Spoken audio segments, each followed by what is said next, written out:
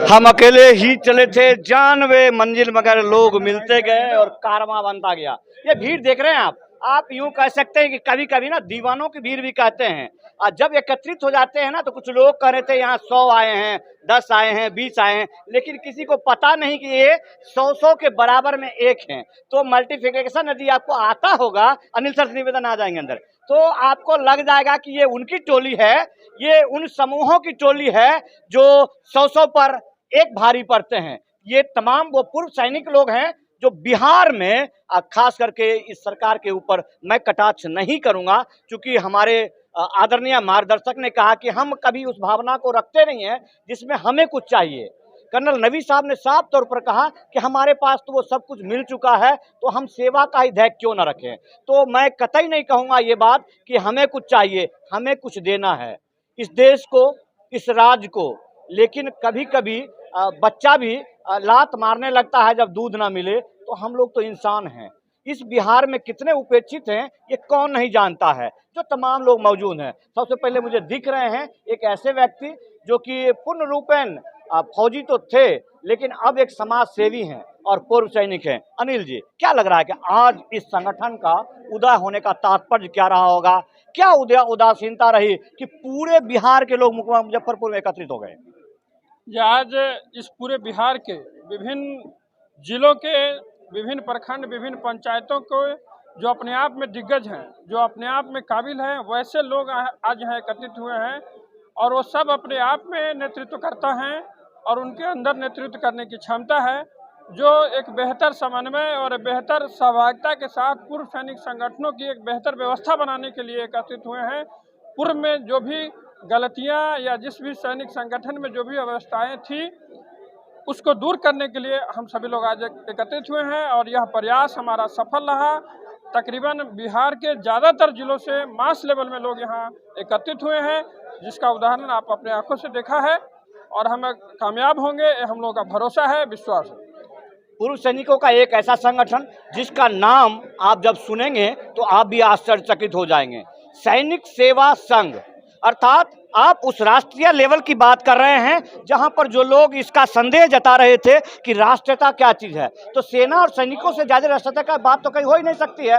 तो ऐसे ही इसी संघ के उदय होते ही एक नेशनल प्रेसिडेंट मिले, वो भी सेना के अधिकारी। मैं स्वागत करूं पहले सबसे पहले अपने चैनल में, और आपको ऐसे संगठन उदय हित होते ही आपको नेशनल प्रेसिडेंट बनाया गया। क्या उद्देश्य लग रहा सर कि बिहार में हम लोग ऐसा क्यों महसूस करते हैं कि हमें संगठित होने की जरूरत है? क्योंकि भारत सरकार ने हमें सैकड़ों में से चुन करके वापस इस समाज में आए, तो जिम्मेदारियां खुद सरकार क्यों ना दे देती है कि हमें संघ बनाना पड़ता है, संगठन बनाना पड़ता है? देखिए, ये बड़ी पुरानी कहावत है कि जब तक जो है ना बच्चा रोता नहीं है तब तक उसको माँ दूध भी नहीं पिलाती है। तो बिहार में जो एक सर्विसमैन को देखा है मैंने, ये अभी तक वो यूनाइटेड नहीं है, बटे हुए हैं।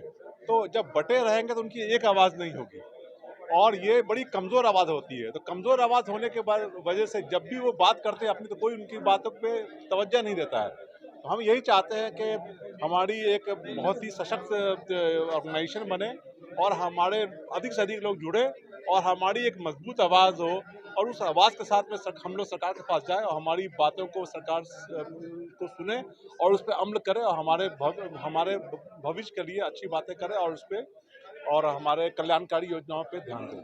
हम लोग बिहार, गौरवशाली बिहार के वासी हैं। यहाँ क्लाउड है, भीड़ है, ये सब लोग जानते हैं।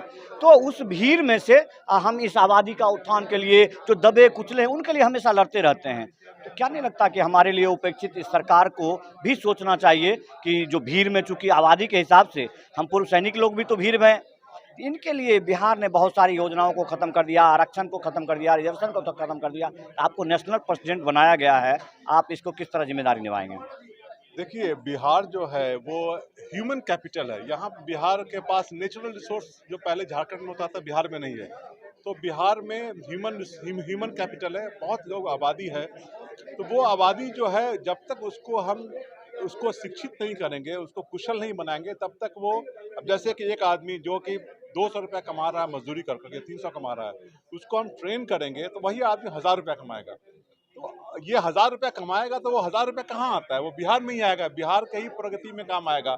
तो मुझे लगता है कि जो सरकार है वो इसके बारे में कम सोचती है, और जब तक कि हम अपने जो ह्यूमन रिसोर्स को ट्रेन करेंगे, उनको कुशल नहीं बनाएंगे और कुशल बना करके उनको बाहर भेजेंगे, तो वहाँ तक पैसा आएगा, उस पैसे से हमारा जो प्रदेश है वो आगे बढ़ेगा, उसका डेवलपमेंट होगा। तो सरकार को इस बारे में सोचना चाहिए। बहुत बहुत आभार इनका। मैं सैल्यूट करता हूं इनके विचारों को कि इन्होंने कहा कि जो बिहार में ह्यूमन रिसोर्सेज के अलावा कुछ है नहीं, और इन्होंने ये नहीं कहा कि मैं उस ह्यूमन रिसोर्सेज का उपयोग करके आगे बढ़ूं, उसको आगे बढ़ाना है। कितनी अच्छी सोच है, आप समझ सकते हैं उस भावनाओं के प्रति कि हमें कुछ नहीं चाहिए, हमें सिर्फ सेवा मिले। ये अब नेशनल प्रेसिडेंट नियुक्त हुए हैं एक ऐसे संगठन का जिसमें से सेना होंगे, सैनिक होंगे, जरूर उदय होगा। एक और व्यक्ति हैं जो आपके भावनाओं को उड़ान देने में इस संस्थान को आपने एक पर दिया, चूंकि आपको आमंत्रित किया गया, आप बाहर से भी आए। क्या लगता है जब प्रदेश आप रहते हैं, आपको महसूस होता है बिहार की कमी, बिहार में सैनिकों के प्रति उदासीनता? जी, बिल्कुल कमी महसूस होता है। 2017 में भारतीय वायुसेना से सेवानिवृत्त होकर के आया था, तो मैंने देखा कि जो भूतपूर्व सैनिक हैं वो काफ़ी उपेक्षा के दौर से गुजर रहे हैं, और लोगों की जो जनमानस की जो धारणा भी है वो भी बहुत ही उपेक्षित है। अगर आप ये कहें कि मैं, जैसे ही लोग जानते हैं कि ये सैनिक है, तो उनका बेसिक इंटेंशन यही रहता है कि वो कहते हैं कि अच्छा इसके घुटने में दिमाग है। तो मैंने सोचा कि मैं उनकी धारणा को अपनी बोल करके या काट करके मैं इनकी धारणा को दूर कर सकता हूँ। मैंने क्या किया कि मैंने लिखना शुरू कर दिया, और लिख करके जो अपने भूतपूर्व सैनिकों का जो भी समस्या होता था उसको प्रॉपर फोरम पे जाकर के मैंने लिखना शुरू किया। जो बिहार राज्य के जो प्रशासनिक अधिकारी हैं, आला अधिकारी हैं, जो पोस्ट बना हुआ है, जो हमारे वेलफेयर के लिए, हमारे कार्यान्वयन के लिए जिम्मेदार हैं, उनको अपनी बातों को मैं अवगत कराना शुरू कर दिया। अभी मैं एग्जांपल देना चाहूँगा, उदाहरण देना चाहूँगा। जो सहरसा जिला में एक सर्विंग सोल्जर जो आए थे, छुट्टी में आए थे, उनके साथ बहुत बदसलूकी की गई, और वो देख करके, जैसे आपने कहा कि आप दूर रहते हैं, प्रदेश से दूर हैं, तो क्या आपके दिल धड़कता है? तो वास्तव में मुझे तकलीफ हुआ, और तकलीफ हुआ तो हमने अपने अप्रोप्रिएट फोरम पे उस चीज़ को टेक ओवर किया, और उसका नतीजा ये है कि जिस सब इंस्पेक्टर ने, अशोक कुमार ने, उनके साथ बर्बरतापूर्वक कार्रवाई की थी, मारपीट किया था, उनके साथ जलील किया था, तो उसने एक तरह से इंटायर एक सर्विसमैन समाज को जलील किया था। और आज हमारी एकजुटता का ही प्रतीक है, हमारी बौद्धिक क्षमता का ही प्रतीक है कि आज वो सब इंस्पेक्टर अभी सस्पेंडेड हो चुका है। तो इससे ज़्यादा क्रांति की ज्वाला नहीं हो सकती है कि विरोध कीजिए, बोलिए, बोल नहीं सकते तो लिखिए, और लिखने की क्षमता जो रखता है उसके आगे तो कोई चल ही नहीं सकता है। और इन्होंने एक बात कहा कि लोग समझते हैं कि इनके घुटने में दिमाग होता है, तो कोई दीवाना कहता है, कोई पागल समझता है, मगर धरती की बेचैनी को बस बादल समझता है। हमारे साथ और एक ऐसे व्यक्ति, बहुत बहुत आभार रहता है, एक ऐसे व्यक्ति हैं जो भारतीय वायुसेना से सेवानिवृत्त होकर के एक सफल बिजनेसमैन और समाज सेवी के तौर पर मशहूर हैं, सैयद अकील अख्तर साहब। जनाब, आप बताएं कि आप मुजफ्फरपुर में आए हैं एक नेतृत्व के गठन के लिए, और सफल गठन हुआ, क्या कहेंगे इस गठन के लिए? तुम राज कुन फ़क़ा है अपनी आँखों पर आया हो जा, तुम राज कुन फ़क़ा है अपनी आँखों पर आया हो जा, खुदी का राजदा हो जा, खुदा का खुद तर्जुमा हो जा। आज ये जो मीटिंग हुई थी भूतपूर्व सैनिकों का, उसके पीछे एक मिशन था कि हमारे जो पूर्व सैनिक साथी हैं वो संगठित हो जाए पूरे बिहार में, जो बटे हुए हैं ग्रुप में या छोटे छोटे संघों में, उनको एक संघ में जोड़ना। आप रहिए, जिस संघ में रहना है रहिए, कहीं कोई दिक्कत नहीं है, लेकिन इस संघ के मेंबर बनिए, क्योंकि ये संघ जो है वो आपके भलाई के लिए, आपके विकास के लिए, आपकी समस्याओं के लिए, और आप पर जो आश्रित आपका जो परिवार, आपका डिपेंडेंट हैं, उनके समस्याओं के निष्पादन के लिए संघ बना है, जो आपके लिए हर स्टेज पर, हर सतह पर आवाज़ उठाएगी। बहुत बहुत आभार। युवा साथी साकेत जी हैं। साकेत जी, मैं चाहूँगा कि आप छोटे से शब्दों में शुभकामना दें सबको। नमस्कार, मैं साकेत कुमार। मैं यही शुभकामना देना चाहता हूं कि बिहार में जितने भी पूर्व सैनिक हैं वो आज इस प्लेटफॉर्म पर इकट्ठे हो गए हैं, और तन, मन और धन, इससे हम लोग एकजुट होकर के ऐसे जुड़ जाएं, और यह कारवां ऐसा चले कि हर काम मुमकिन हो जाए हमारे लिए। और सरकार जो है वो हमारे पास है, हम सरकार के पास नहीं, वो हम में पावर होनी चाहिए। तो ये एनर्जेटिक रूप है उस सैनिकों का जिसका संगठन बना है, और लोगों से मिलाता हूं मैं आपको। बोल रहे कि तमाम वो लोग जो यहाँ आए हुए हैं सेना से हैं, सैन्य पृष्ठभूमि से हैं, और उनके एक बातों को आपको ध्यान से सुनना होगा। तो इस संगठन में आकर के, यहाँ आकर के आपको कैसा महसूस हुआ? देखिए, मैं सुधार मेजर सीएम ठाकुर, मैं इस संगठन का पुराना सदस्य हूँ। अब मैं वेटरन इंडिया का उपाध्यक्ष हूँ मुजफ्फरपुर जिला का।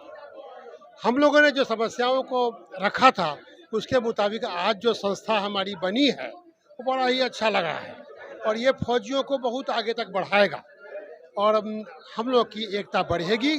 और पूरे बिहार प्रदेश के अध्यक्ष की चुनाव, उपाध्यक्ष की चुनाव जो हुआ है वो सम्मानजनक हुआ है और बहुत ही अच्छा रहा है। इससे हम लोगों के एक सर्विसमैन के भविष्य को उज्ज्वलता प्रदान करेगा। धन्यवाद। अनुभवी मार्गदर्शन प्रदान करेगा। तो उस संगठन के पड़ाव में एक सशक्त संगठन का गठन हुआ और उन्हें, जिन्हें महासचिव का पद मिला है, तो क्या इस बिहार में आप इतने दिन से संघर्ष कर रहे हैं, क्या लग रहा है कि इस प्रकार के गठन करते रहेंगे या सरकार भी कभी सुनेगी हमारी? मेरा सोच था पूर्व सैनिकों के बच्चों, वीरांगनाओं और जो उपेक्षित सैनिक हैं उनका जो मांग है वो सरकार तक पहुंचाया जाए। इसके लिए हमने बहुत सारे पुराने संगठन हैं, बिहार राज्य पूर्व सैनिक संघ, बहुत सारे संगठन हैं, उनसे संपर्क किया, कोशिश किया उनकी समस्याओं को हल करने के लिए। जब उन्होंने नहीं किया उसके बाद हम लोगों ने एक नए संगठन का प्रारूप तैयार करके और पूरी ताकत और जोश के साथ इसकी ऐलान किया है, और हम आशा ही नहीं पूर्ण विश्वास के साथ आगे बढ़ेंगे कि सैनिक हमारे साथ हैं और हम उनके परिवारों को हर सहायता और मदद करेंगे।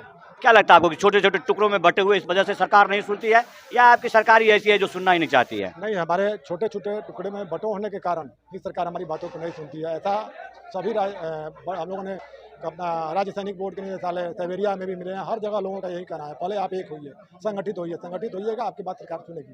जो मतलब सेना से हैं उन लोगों को स्वतः भी समझ जाना चाहिए कि आप एकत्रित होने के लिए पूरे बिहार लोग एकत्रित होते हैं और कभी हम मिल भी नहीं पाते हैं जिला स्तर पर। इन खामियों से दूर होना पड़ेगा सैनिक संघ को, या इस प्रकार से जितने भी सैन्य संस्थान हैं हम लोग पूरी तरह से प्रयास करेंगे, हर संगठन से मिल करके, हर जिलों का भ्रमण करके और पूरी ताकत के साथ अपने संगठन को मजबूत करेंगे और सैनिकों के भला के लिए काम करेंगे। बहुत बड़ा आभार इनका। गठन एक ऐसा समूह जो हमेशा सिर्फ और सिर्फ दूसरे के लिए बात करता हो, संगठन निर्माण का लड़ने की बात तो करता ही नहीं हो, सेवा की बात करता हो, ऐसा ही नेतृत्व मिला हुआ वो वही जाना पहचाना नाम वेटरन इंडिया के प्रदेश अध्यक्ष कमांडो राकेश रंजन जी हैं, और इस नए गठन में भी इन्हें पूरा पद मिला है। मैं सबसे पहले शुभकामना दूं आपको, ढेर सारी बधाई कि आपको संगठन की जिम्मेदारी मिली। बहुत बहुत धन्यवाद संतोष जी। आज जो मुझे जिम्मेवारी मिली है, जिम्मेवारी मिल जाना ही काफ़ी नहीं होता है, उसको निभाना बहुत बड़ी चीज़ है, क्योंकि जिस आशा से उन्होंने मुझे जिम्मेवारी दी है, मुझे भी उसी आशा से उनकी आशा को पूरा करते हुए उस पर खड़े उतरना है। इस प्रदेश में आप युवा हैं, एक मिनट सर, आप युवा हैं, युवा के बाद बार बार आपको जिम्मेदारी लेना पड़ता है, भागना पड़ता है, लेकिन क्या लगता है कि बिहार सरकार फिर भी रवैया ध्यान नहीं देता है, या हमारे सैनिक साथी ध्यान क्यों नहीं देते हैं? देखिए, हमारा जो बिहार राज्य सरकार है ये 1% भी हमारे ऊपर ध्यान नहीं देता, क्योंकि यहाँ पे वोट बैंक की राजनीति होती है और हम लोग कम संख्या में हुए हैं, जिस कारण से वो हमें अपना वोट बैंक नहीं समझते हैं। चाहे रिजर्वेशन की बात हो, चाहे हमें पुनर्वास की बात हो, चाहे हमारे ECHS का मुद्दा हो, चाहे हमारे जिला सैनिक कार्यालय का मुद्दा हो, या हमारे पर्सनल प्रॉब्लम का मुद्दा हो, ज़मीन का हो, थाने का हो, कहीं भी वो हमें इस तरह से ट्रीट नहीं किया जाता है कि हम पूर्व सैनिक हैं। हमें वो एक जो नॉर्मल पब्लिक है, जो एक अंतिम पंक्ति का समाज का लोग हैं, उससे भी वांछित लोग समझते हैं। ये इसका वजह ये तो नहीं हो सकता कि हम रिटायर होने के आने के बाद अपने जात के साथ, किसी पार्टी के साथ मिल जाते हैं, लेकिन अपने सैन्य समाज में नहीं मिलते हैं?